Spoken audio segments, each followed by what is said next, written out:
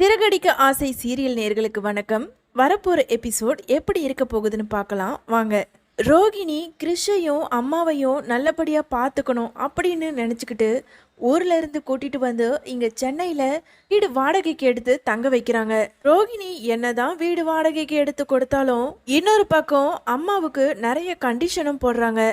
இங்க பாருமா, வீட்டை விட்டு வெளியே வராத, அக்கம் பக்கம் பேசாத, கிறிஷ கேட்டுக்கு உள்ளவே விளையாடவை, வெளியெல்லாம் யார் கூடயும் பழக விடாத அப்படின்னு இங்க நிறைய ரூல்ஸும் போடுறாங்க. இதையெல்லாம் பார்த்துக்கிட்டு இருந்த வித்யா, என்னடி உங்க அம்மாவுக்கு வீடு பார்த்து விட்டியா இல்லை ஜெயில பார்த்து விட்டுருக்கியா?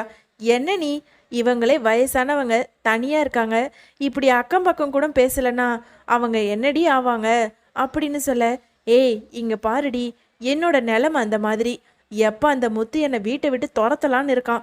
இந்த நேரத்தில் இவங்க இங்கே இருக்கிறத பார்த்தான்னு வச்சுக்கோ, அப்புறம் விஷயம் எப்படியாவது கண்டுபிடிச்சி என்னை வெளியே துரத்துறதுல தான் இருப்பான். அம்மா நீ ரெடியாயிரு, கிறிஷுக்கு போய் ஒரு நல்ல ஸ்கூலாக பார்த்துருக்கேன், அட்மிஷன் போட்டுட்டு வந்துடலாம் அப்படின்னு சொல்ல, இங்கே வித்யா கிட்ட ரோகிணி சொல்கிறாங்க, ஏய் வித்யா, உங்ககிட்ட முத்துவோட ஃபோன் கொடுத்தனே, அது நீ தானே வச்சுருக்க?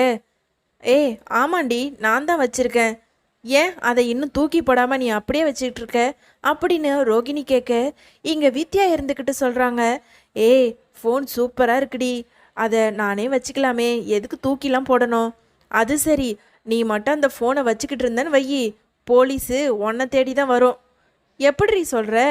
ஏய் என்னடி, அதில் தான் ஏதோ ஐஎம்ஐ நம்பர்லாம் இருக்குல்ல, போலீஸ்கிட்ட போய் ஃபோனை காணோன்னு முத்து ஸ்டேஷனில் கம்ப்ளைண்ட் கொடுத்தான்னு வை, அடுத்த நிமிஷம் போலீஸ் உன் வீட்டு வாசல்ல இருப்பான். நீ ஜெயிலுக்கு போறனா போய்க்கோ, எனக்கு ஒன்றும் பிரச்சனை இல்லை, அப்பனா அந்த ஃபோனை நீயே வச்சுக்கோ அப்படின்னு இங்க ரோகிணி வித்யாவை பயமுறுத்த, ஏய் என்னடி சொல்ற, இரு முதல்ல நான் அந்த ஃபோனை எடுத்துட்டு போய் எங்கன்னா கடல்ல போட்டுடுறேன் அப்படின்னு இங்க வித்யாவும் பயந்துக்கிட்டு நேரா வீட்டுக்கு போய் முத்துவோட ஃபோனை எடுத்துக்கிட்டு நடந்து வேக வேகமா போறாங்க.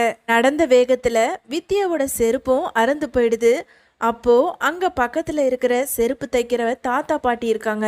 ஐயோயோ, இந்த செருப்பு வேற நேரங்கெட்ட நேரத்துல அறந்து போச்சே, பாட்டி எனக்கு இந்த செருப்பை தச்சு கொடுக்குறீங்களா அப்படின்னு தன்னோட செருப்பை கழட்டி அங்க இருந்த செருப்பு தைக்கிறவங்க கிட்ட கொடுக்க, இங்க வேக வேகமா செருப்பு இல்லாமையே நடந்து ஒரு ஆட்டோ பிடிக்க கையை காட்டுறாங்க. அந்த நேரத்துல அங்க அந்த செருப்பு கடைக்கு கொஞ்சம் தள்ளி வித்யா கையில வச்சுக்கிட்டு இருந்த மொபைலும் கீழே விழுந்துடுது. கீழே விழுந்த மொபைலை கூட கவனிக்காத வித்யா எங்க போலீஸ்கிட்ட மாட்டிக்க போறோமோ அப்படின்ற ஒரு பயத்திலேயே ஆட்டோ பிடிச்சும் போயிடுறாங்க. பீச்சுக்கு போயிட்டு அந்த மொபைலை தூக்கி போடலாம் கடல்ல அப்படின்னு யோசிச்சுக்கிட்டு இருந்து பேக் உள்ள கையை விட அந்த மொபைல் கையில காணல. உடனே பதட்டமாயி நேரா வேக வேகமா வந்த ஆட்டோவையே பிடிச்சி, அண்ணா உங்க ஆட்டோல எதனா மொபைல் விழுந்திருக்கா பாருங்களேன் அப்படின்னு கேட்க, இங்க ஆட்டோக்காரும் ஆட்டோ ஃபுல்லா தேடி, இல்லம்மா அப்படி எதுவும் ஃபோன் இல்லையே, வேணா நீ வேணா தேடிக்கோ அப்படின்னு சொல்ல, இங்க வித்யாவும் ஆட்டோ ஃபுல்லா தேடுறாங்க. ஆனா மொபைல் அங்க இருந்த பாடா இல்லை. உடனே, அண்ணா நான் செருப்பு தைக்க அங்கே நின்றுட்டு இருந்தேன், ஒருவேளை என்னோட ஃபோன் அங்கே விழுந்திருக்குமோ, கொஞ்சம் வாங்கலேன் போய் பார்த்துட்டு வந்துடலாம் அப்படின்னு வந்த ஆட்டோலேயே ரிட்டன் அங்கே செருப்பு தைக்கிற கடைக்கு வித்யா போகிறாங்க. இன்னொரு பக்கம் முத்துவும் மீனாவும் யதார்த்தமாக அந்த செருப்பு கடைக்கு வராங்க. தாத்தா பாட்டி எப்படி இருக்கீங்க?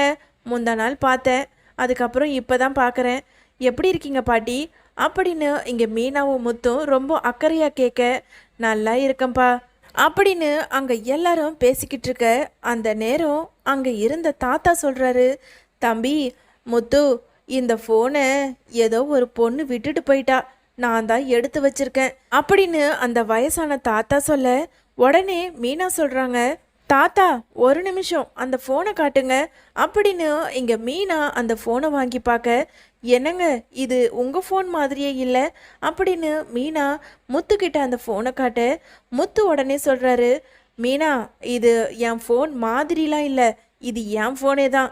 தாத்தா பாட்டி இந்த ஃபோன் உங்களுக்கு எப்படி கிடச்சிது அப்படின்னு கேள்வி கேட்க, இங்கே தாத்தாவும் பாட்டியும் சொல்கிறாங்க, அது வந்துப்பா ஒரு பொண்ணு வேக வேகமாக நடந்து வந்துச்சு, அதோட செருப்பு அறந்துடுச்சுன்னு என்கிட்ட தைக்க கொடுத்தது, கொஞ்சம் தூரம் தள்ளி போச்சு, அந்த பொண்ணு வேக வேகமாக ஃபோனை கீழே போட்டுட்டு ஆட்டோவில் ஏறி போயிடுச்சு, குரல் கொடுத்துக்கிட்டே இருக்கோம், வேகமாக போயிடுச்சு, எப்படி இருந்தாலும் அது திரும்பி வரும்பா, அந்த ஃபோனை வந்து கேட்டுதுன்னா கொடுத்துடலாம் அப்படின்னு அந்த வயசானவங்க சொல்ல இங்க முத்து சொல்றாரு, இங்க பாருங்க பாட்டி, இந்த ஃபோனு என்னோட இதுதான். என்னப்பா சொல்ற? இந்த ஃபோனை அந்த பொண்ணு வச்சுக்கிட்டு இருந்ததே, நல்லா பாத்தியா? இது உன் ஃபோனு தானா? பாட்டி, இது என்னோட ஃபோன் தான் பாட்டி. இந்த ஃபோனை தான் காணோன்னு நான் ரொம்ப நாளாக தேடிக்கிட்டு இருந்தேன். இந்த ஃபோனில் நிறைய ரகசியம் இருக்கு. அதை தெரிஞ்சுக்க தான் இந்த ஃபோனை யாரோ திருடி இருக்காங்க. நானும் யாருன்னு கண்டுபிடிக்கணும்னு பார்த்துக்கிட்டே இருந்தேன். கடைசியில் அது உங்கள் கையிலேயே மாட்டியிருக்கு. சரி பாட்டி, நான் ஒன்று பண்ணுறேன். இந்த ஃபோனை நீங்களே வச்சுக்கோங்க. நானும் மீனாவும் அங்கே போய் ஒளிஞ்சிக்கிறோம். இன்னும் கொஞ்ச நேரத்தில் எப்படியும் இந்த ஃபோனை தொலைச்சவங்க வரதான் செய்வாங்க. அது யாருன்னு நான் தெரிஞ்சுக்கணும். என்ன மீனா, நான் சொல்கிறது சரிதானே அப்படின்னு இங்கே முத்து கேட்க, மீனா இருந்துக்கிட்டு, சரிதாங்க, நம்ம 2 பேரும் போய் அங்கே ஓரமாக ஒளிஞ்சிக்கலாம். தாத்தா பாட்டி, நாங்கள் அங்கே இருக்கிறதா எதுவும் சொல்லிக்காதீங்க. நீங்கள் சாதாரணமாக வந்த பொண்ணுக்கிட்ட பேச்சு கொடுங்க அப்படின்னு சொல்லிட்டு இங்கே திட்டம் போட்டுக்கின்னு 2 பேரும் ஓரமாக போய் ஒளிஞ்சு பார்க்குறாங்க. கொஞ்ச நேரத்தில் ஆட்டோவில் வேக வேகமாக இறங்கி வித்யா வெளியே வராங்க. வித்யாவை பார்த்த மீனாவுக்கும் முத்துக்கும் ரொம்பவும் அதிர்ச்சி ஆயிடுது. மீனா சொல்கிறாங்க, என்னங்க அங்கே பாருங்க வித்யா. இரு மீனா, என்னதான் நடக்குதுன்னு பார்க்கலாம் அப்படின்னு இங்கே முத்து சொல்ல, அங்கே வித்யா இருந்துக்கிட்டு, பாட்டி என்னோட ஃபோன் ஏதாவது பார்த்தீங்களா? நான் போகிற வேகத்தில் ஃபோனை கீழே விட்டுட்டு போயிட்டேன்னு நினைக்கிறேன்.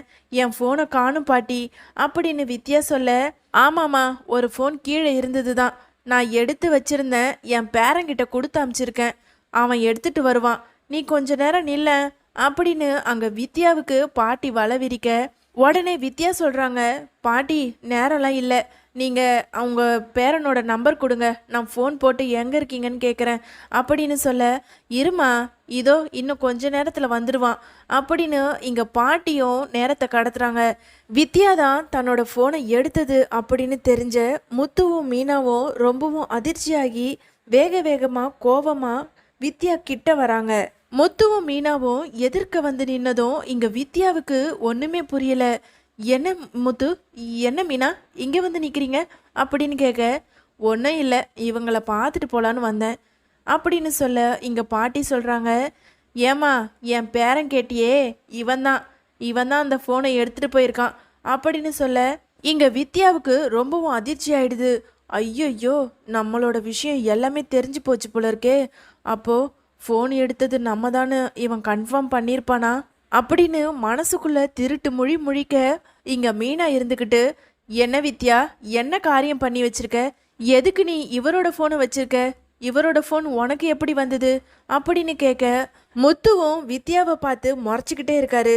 உடனே வித்யா சொல்றாங்க, அது முத்து, அது மீனா, ஒன்றும் இல்லை, அன்னைக்கு பார்ட்டியில் ரோகிணி தெரியாமல் மாற்றி உன்னோட ஃபோனை எடுத்துகிட்டு வந்துட்டா. ஏற்கனவே உன் தம்பியோட பிரச்சனை போய்கிட்டு இருந்ததா, அந்த நேரத்தில் இந்த ஃபோனை இவ மாற்றி எடுத்துகிட்டு வந்தது உங்ககிட்ட சொன்னா. அதுக்கப்புறம் தேவையில்லாத பிரச்சனை எங்கள் பக்கம் திரும்பிடும் அப்படின்ட்டு தான் அமைதியாக இருந்துட்டோம். ரோகிணியும் பயந்துக்கிட்டு என்கிட்ட ஃபோனை கொடுத்துட்டா அப்படின்னு இங்கே வித்யா வாய் ஒளறி சொல்ல, இங்கே முத்து இருந்துக்கிட்டு, இங்கே பாரு வித்யா, நீ நல்லா பொய் சொல்கிறன்னு மட்டும் தெரியுது. ஒழுங்கா உண்மையை சொல்லு. இந்த ஃபோனை திருடினது பார்லர் அம்மா தானே? மீனாவை பழி வாங்கணும்னு நினச்சி சத்யாவோட வீடியோவை வெளியிட்டது அந்த பார்லர் அம்மா தானே? நீ எங்ககிட்ட வசமாக மாட்டிக்கிட்ட.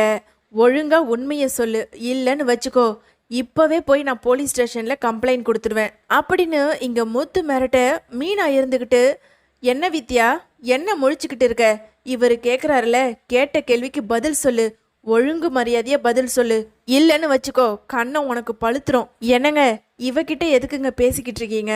நீங்க வாங்க, நம்மளோட மொபைல் காணாம போயிடுச்சு, இவங்க தான் வச்சிருந்தாங்கன்னு கம்ப்ளைண்ட் கொடுப்போம் அப்படின்னு இங்க மீனா சொல்ல, வித்யா இருந்துக்கிட்டு, ஐயோ மீனா, அந்த மாதிரிலாம் எதுவும் பண்ணிடாத, நான் சொல்றது உண்மைதான், ரோகிணி தான் மாத்தி எடுத்துட்டு வந்துட்டா அப்படின்னு மறுபடியும் பொய்யையே சொல்றாங்க வித்யா. ஆனாலும் முத்து இருந்துக்கிட்டு, இங்க பாரு, இதெல்லாம் சரிப்பட்டு வராது, நீ ஸ்டேஷனுக்கு வா அப்படின்னு இங்கே முத்து வித்யாவை ஸ்டேஷனுக்கு கூப்பிட, வித்யா உடனே சரி நான் உண்மையெல்லாம் சொல்லிடுறேன், தயவு செஞ்சு என்னை ஸ்டேஷனுக்கெல்லாம் கூப்பிடாதீங்க. அது முத்து, சிட்டி தான் உன்னோட ஃபோனை எடுத்துகிட்டு வர சொல்லி ரோகிணிக்கு ரொம்ப டார்ச்சர் கொடுத்தான். சிட்டியா? சிட்டி எதுக்கு பார்லர் அம்மா கிட்ட சொல்லணும்? பார்லர் அம்மாவுக்கும் சிட்டிக்கும் என்ன அப்படின்னு கேட்க, அது அவங்களுக்குள்ள ஒரு டீல் போய்கிட்டு இருந்தது. என்ன சொல்கிற? என்ன டீல்? அது வந்து தினேஷ்னு ஒருத்தன் இந்த ரோகிணிக்கு ரொம்பவும் டார்ச்சர் கொடுத்துட்டு இருந்தான். அவனை அடித்து மிரட்ட சொல்லி நாங்கள் தான் போய் சொல்லியிருந்தோம். அப்போது அந்த மாதிரி பண்ணணும்னா எனக்கு முத்துவோட ஃபோன் வேணும், அந்த சத்யாவோட வீடியோவை வெளியே விடணும் அப்படின்னு எங்களுக்கு ஒரு டீல் கொடுத்தான். அதனால தான் நாங்களும் இந்த மாதிரி உன்னோட ஃபோனை திருடி எடுத்துகிட்டு போய் சிட்டிக்கிட்ட கொடுத்தோம். அவன்தான் உன்னோட ஃபோன்ல இருந்து வீடியோவை வெளியிட்டான். மற்றபடி எனக்கு ஒன்றும் தெரியாது அப்படின்னு வித்யா நடந்த உண்மை எல்லாத்தையும் உளறி வச்சிடுறாங்க. பாத்தியா மீனா, அந்த பார்லர் அம்மா எவ்வளோ ஃப்ராடு வேலை பண்ணியிருக்குன்னு. நான் தான் அப்போவே சொன்னனே மீனா, என் ஃபோனு தொலையில் திருடி இருக்காங்கன்னு. நான் கூட யாரோ தான் எடுத்திருப்பாங்கன்னு பார்த்தேன். கடைசியில் இந்த திருட்டு பார்லர் அம்மா தான் இந்த வேலையை பார்த்துருக்கு அப்படின்னு மொத்த சொல்ல இங்கே மீனா இருந்துக்கிட்டு, என்னங்க வித்யா இவ்வளோ சொல்கிறா, எனக்கு ஒன்றுமே புரியலை. இந்த ரோகிணி இவ்வளோ பெரிய வேலை பண்ணுமா? அத்தை ரோகிணியை எவ்வளோ நம்பிக்கிட்டு இருந்தாங்கங்க, ஏங்க இப்படி பண்ணாங்க அப்படின்னு இங்கே மீனா சொல்ல முத்து இருந்துக்கிட்டு, அதுதான் எனக்கும் ஒன்றும் புரியலை. யார் அந்த தினேஷ்னு தெரியல. எல்லாமே வீட்டில் போய் சொன்னால் தானாக வரப்போகுது. சொந்த வீட்டில இருந்தே ஃபோனை திருடுது அந்த பார்லர் அம்மா. இன்னும் என்னென்ன வேலை பண்ணிக்கிட்டு இருக்குன்னு தெரியல. பிடிக்கிறேன், எல்லாத்தையும் கண்டுபிடிக்கிறேன். அதுக்கு முதல்ல இந்த ஃபோனை எடுத்தது அந்த பார்லர் அம்மா தான்னு வீட்டில் போய் அப்பா கிட்டேயும் அம்மா கிட்டேயும் சொல்லி அந்த பார்லர் அம்மாவுக்கு ஒரு முடிவு கட்டுறேன். பார்க்கலாம் அடுத்து என்ன நடக்க போகுதுன்னு. வீடியோ பிடிச்சிருந்தா லைக் பண்ணுங்கள், ஷேர் பண்ணுங்கள், சப்ஸ்கிரைப் பண்ணுங்கள். தேங்க்யூ.